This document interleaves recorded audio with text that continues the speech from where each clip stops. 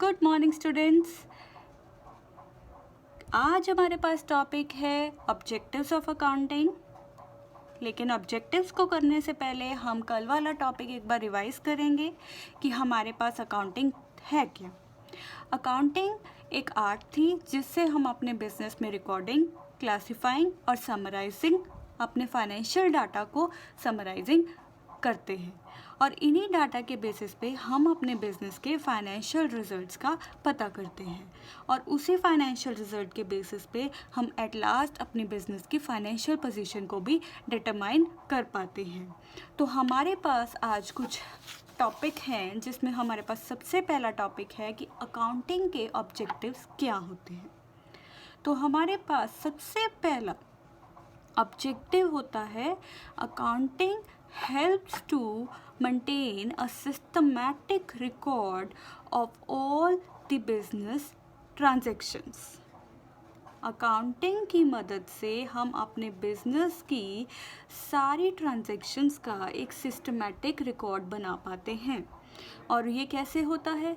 हम properly journal maintain करते हैं और जर्नल में हमारी ईच एंड एवरी एंट्री जो है वो रिकॉर्ड होती है और उसके बेसिस पे हम कह सकते हैं कि हमारी जो अकाउंटिंग है उसमें प्रॉपर रिकॉर्ड मेंटेन हो रहा है। Then after maintaining journal we make ledger बनाते हैं, ट्रायल बैलेंस बनाते हैं, प्रॉफिट एंड लॉस अकाउंट बनाते हैं और उसी प्रॉफिट एंड लॉस अकाउंट में से हमें क्या पता चलता है? हमारे बिजनेस के प्रॉफिट्स और लॉसेस। देन नेक्स्ट ऑब्जेक्टिव क्या है? ये प्रॉफिट और लॉस हमारे बिजनेस में आए ही क्यों? What are the reasons? हमने कहाँ पे खर्चा कर दिया फालतू? हमने क्या चीज़ एक्सेस में कर दी? हमारे पास इनकम इस साल क्यों कम हुई? तो we came to know the various reasons behind such profits और लॉसेस। ठीक है। Then next main objective is with the help of financial statements, जिसमें हम क्या बनाते थे? Profit and loss account and हम बनाते हैं बैलेंस शीट। तो उसकी मदद से हमें अपनी फर्म की पोजीशन का पता चल जाता है। हमें पता चल जाता है हमारी फर्म कैसे काम कर रही है, is it doing better in the market या हमारे से भी आगे लोग मार्केट में बैठे हैं। तो हमें अपनी फर्म की फाइनेंशियल पोजीशन का पता चल जाता है। नेक्स्ट पॉइंट क्या है? इसी फाइनेंशियल पोजीशन के बेस से हम अपनी फर्म का प्रोग्रेस देख सकते हैं कि लास्ट ईयर सपोज 2019 में एक फर्म ने अर्न किए थे प्रॉफिट 2 लाख के, लेकिन इस साल 2020 में एक फर्म के पास रह गए सिर्फ 1,80,000। तो हमारी फर्म को अपनी प्रोग्रेस का ईयरली पता चल जाता है कि इस साल हमारी फर्म घाटे में है या एक फर्म अच्छा पैसा कमा रही है। तो अगला मेन पॉइंट क्या है कि हमें इस सभी सिचुएशंस के बाद हमें अपने बिजनेस में होने वाले हर एरर और फ्रॉड का पता चल जाता है और अगर कोई फ्रॉड एरर होते हैं तो हमें उसके कारण पता होते हैं। तो हमारे पास ये भी एक रीज़न्स भी होते हैं कि इन कारण के कारण ये एरर्स या ये फ्रॉड आते हैं। तो हमारे पास आइडियाज़ आ जाते हैं और हमारे पास तरीके आ जाते हैं कि कैसे हम इन्हीं एरर्स और फ्रॉड्स को पहले से ही प्रिवेंट कर सकें। आफ्टर दैट अकाउंटिंग की मदद से हम अपने बिजनेस में किसी भी फाइनेंशियल इंफॉर्मेशन यूज़र को इंफॉर्मेशन प्रोवाइड कर सकते हैं। मतलब कि अगर किसी भी बिजनेस के अंदर आने वाले इंसान को, आने वाले किसी भी पर्सन को अगर बिजनेस की इंफॉर्मेशन चाहिए तो हम अपनी अकाउंटिंग रिकॉर्ड की मदद से अपने बिजनेस की अच्छी वैल्यूएशन दिखा सकते हैं। ठीक है। तो ये हमारे पास थे ऑब्जेक्टिव्स। अब हमारे पास नेक्स्ट टॉपिक है इसके functions. What are the various functions of accounting. तो write down a heading, functions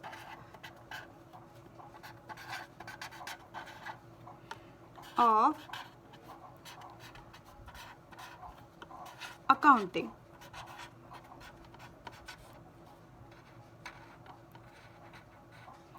चलो जी, अब ये टॉपिक एक इम्पॉर्टेंट टॉपिक है, पेपर में आने वाला, बहुत रेपिटेटिव पेपर में आने वाला ये टॉपिक है. तो हमारे पास इसके अंदर फंक्शंस, ऑब्जेक्टिव सभी में एक ही स्टोरी है. क्या?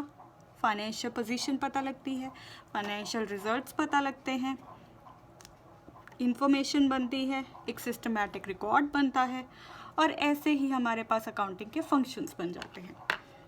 तो हमारे पास टोटल 7 फंक्शंस हैं, जिसमें हमारे पास सबसे पहला फंक्शन जो हमारी अकाउंटिंग का सबसे पहला फंक्शन है वो सेम एज इट इज़ क्या है, एक कंप्लीट एंड सिस्टमैटिक रिकॉर्ड बनता है. अकाउंटिंग हमें प्रोवाइड करता है complete and systematic record. Second point क्या है, सेम एज इट इज़ जो हमने ऑब्जेक्टिव्स में किया था. अकाउंटिंग की मदद से हम यूज़फुल इंफॉर्मेशन यूज़र्स को प्रोवाइड कर सकते हैं. थर्ड फंक्शन इज़ कि अकाउंटिंग की मदद से हम अपने बिजनेस के एसेट्स को प्रोटेक्ट कर सकते हैं.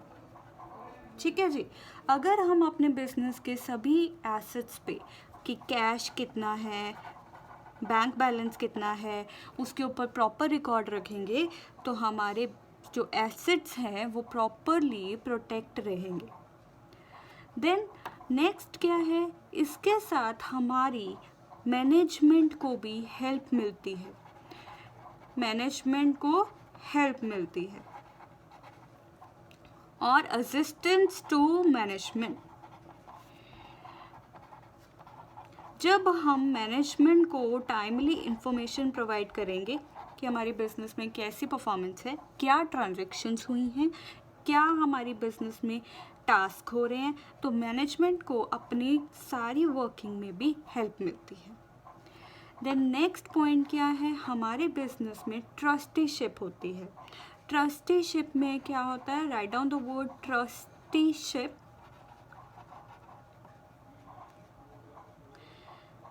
ट्रस्टीशिप में क्या होता है कि मैनेजमेंट जो है, कंपनीज में क्या होता है कि मैनेजमेंट जो है वो इंटरेस्टेड होती है कि उसके with the task of controlling the resources of the enterprise.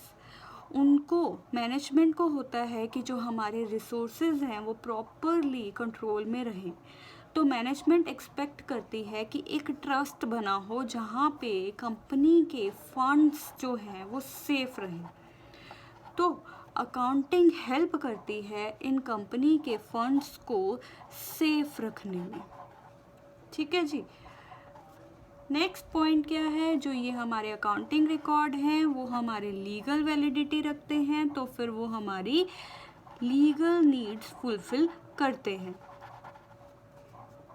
Fulfil the legal needs. And the very next point is accounting fixes the responsibility of various persons of the management. Fixes the responsibility. जो हमारी accounting है उसके साथ हर एक person को, हर एक department को अपनी रिस्पॉन्सिबिलिटीज़ का पता चल जाता है. So let us revise. तो हमारे पास फंक्शंस ऑफ अकाउंटिंग में सबसे पहला फंक्शन जो था कि हमारा अकाउंटिंग जो है हेल्प करता है एक complete and systematic record maintain करने में. सेकंड, जो अकाउंटिंग है वो इन्फॉर्मेशन, जो यूज़फुल इन्फॉर्मेशन है अपने यूज़र्स तक पहुंचाने में हेल्प करता है. Third, it helps to protect the assets of the company. Company के वेरियस एसेट्स जो हैं वो प्रॉपरली प्रोटेक्ट रहते हैं जब हम उनका प्रॉपर रिकॉर्ड रखते हैं। Then it also helps the management in doing the various task. Management को अपने वेरियस टास्क करने में इसकी बहुत बड़ी हेल्प होती है। Then the next point is, जो अकाउंटिंग है उसके साथ हम अपनी कंपनी को या अपनी फर्म को एक ट्रस्टीशिप का फीचर मिल जाता है, मतलब कि उसके जितने भी फंड्स हैं वो सेफ रहते हैं और प्रॉपर उनकी अकाउंटिंग होती रहती है। नेक्स्ट जो हमारे पास पॉइंट है, अकाउंटिंग एक लीगल डॉक्यूमेंट बन जाता है। जो अकाउंटिंग रिकॉर्ड्स हैं वो वैलिड होते हैं हमारे लॉ में। हमारे हर एक लीगल फैक्टर्स में अकाउंटिंग रिकॉर्ड लीगल रिक्वायरमेंट्स को फुलफिल करते हैं और इसी अकाउंटिंग की बेसिस पे हर डिपार्टमेंट को अपनी रिस्पॉन्सिबिलिटीज़ का पता चल जाता है और it fixes the responsibility of each departmental head. ठीक है बच्चों,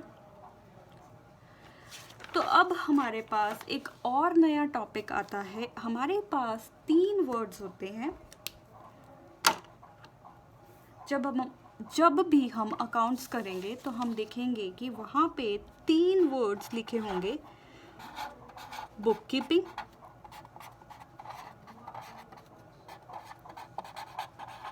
सेकेंड इज अकाउंटिंग,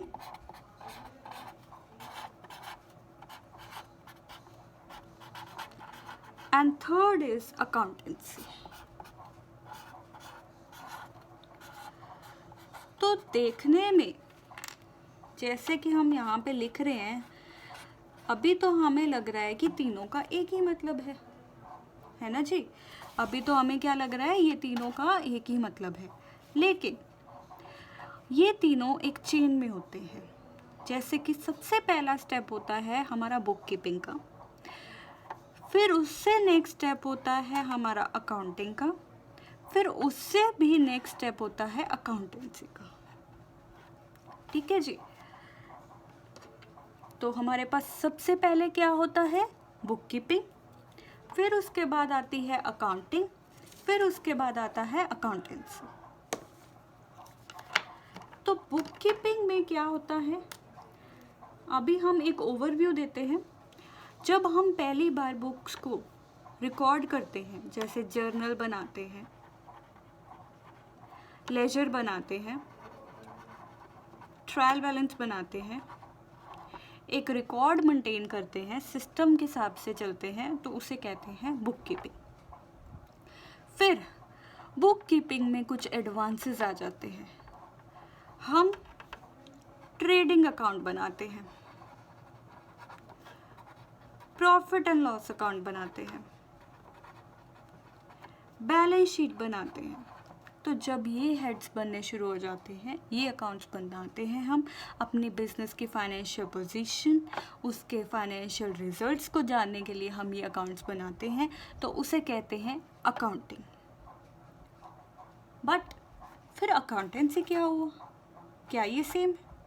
नो। जब हम इसी अकाउंटिंग में, इन्हीं सभी स्टेप्स के बाद इसी अकाउंटेंसी में कुछ बेसिक प्रिंसिपल्स और स्टैंडर्ड्स को लेके अपनी अकाउंटिंग को फॉलो करेंगे, तो वो बन जाती है अकाउंटेंसी। तो कल हमने टॉपिक किया था कि अकाउंटेंसी एक साइंस भी है और एक आर्ट भी है। आर्ट है क्योंकि इसकी मदद से हम ये सब कुछ कंप्लीट कर पा रहे हैं, बुक कीपिंग, रिकॉर्डिंग, सब कुछ हो रहा है क्योंकि हमें एक पूरा फॉर्मेट पता चल जाता है कि हमें कैसे बुक कीपिंग करनी है, कैसे जर्नल बनाना है, कैसे सारे अकाउंट्स बनाने हैं। लेकिन जब इन्हीं स्टैंडर्ड्स, इन्हीं बुक्स को मेंटेन करने के लिए कुछ स्टैंडर्ड्स, कुछ प्रिंसिपल्स हमें फॉलो करने पड़ जाते हैं, तो उसे कहते हैं accounting is a science. And when we apply these standards and principles in accounting, then it become accountancy। ठीक है बच्चों, तो अब आपको एक ओवरव्यू पता चल चुका है कि बुक कीपिंग, अकाउंटिंग और अकाउंटेंसी में क्या डिफरेंस है। तो अब हम बुक में दी गई हुई वर्डिंग को ज़रा रीड करते हैं। तो book keeping is an art of recording in the books of account the monetary aspect of commercial or financial transaction. Book keeping एक आर्ट है जिससे हम अपने बुक्स में सभी मॉनेटरी आइटम्स को रिकॉर्ड करते हैं, जैसे कि किसी भी ट्रांजैक्शन को आइडेंटिफाई करना, उसको मनी में मेजर करना, फिर उसका जर्नल बनाना, रिकॉर्डिंग करना, फिर उसी का हम लेजर बनाते हैं। तो इन सभी को हम क्या कहते हैं? Book keeping. बट जब हमारी बुक कीपिंग ख़त्म होती है तो होती है स्टार्ट अकाउंटिंग। अकाउंटिंग में हम अपनी लेजर को आगे क्लासिफाई करते हैं और उसके बेसिस पे हम बनाते हैं profit and loss account and balance sheet. फिर उसी लेजर का जब हम बैलेंस शीट तक पहुंच जाते हैं तो फिर हम उसी पार्ट का एनालिसिस करते हैं। हम उसी पार्ट का एक एनालिसिस करते हैं और उसके बाद उसके प्रॉफिट्स और बैलेंस शीट में से प्रॉफिट्स और फाइनेंशियल पोजीशन को इंटरप्रेट करते हैं। तो अकाउंटेंट का वर्क बुक कीपर से बहुत आगे होता है, क्योंकि जो बुक कीपर होता है उसने सिर्फ बुक्स में एंट्रीज रिकॉर्ड करनी है और उसके पर्टिकुलर हेड का लेजर बना देना है। जब अकाउंटेंट होता है तो उसे बैलेंस शीट तक का सारा काम करना होता है। ठीक है, तो अकाउंटेंट को कुछ अकाउंटेंसी के basic principles and techniques apply करने होते हैं, और जब वो उन्हीं टेक्निक्स और प्रिंसिपल्स से अपने बिजनेस की बुक्स को रिकॉर्ड करता है और उसमें अकाउंटिंग के सभी अकाउंट्स बनाता है उन्हीं प्रिंसिपल और टेक्निक की मदद से, तो उसे हम कहते हैं अकाउंटेंसी।